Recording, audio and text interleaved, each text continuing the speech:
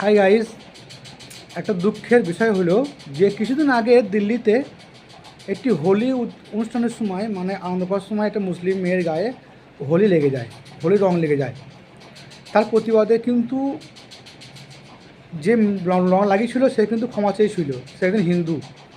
তারপরে কিন্তু তাকে ক্ষমা করা হয়নি, পিটিয়ে গণহত্যা করা হয়েছে।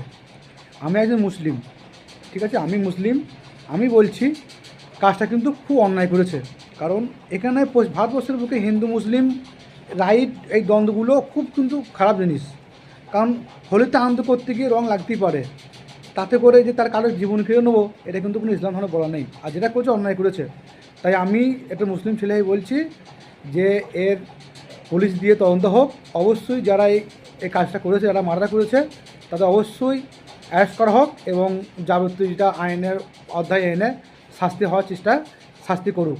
কারণ আনন্দ করুক, সকলে করুক, কিন্তু যান হত্যা গণহত্যা করাটা কিন্তু একদম অন্যায় হয়েছে। তা আমার তরফ থেকে ফুল সাপোর্ট রইল।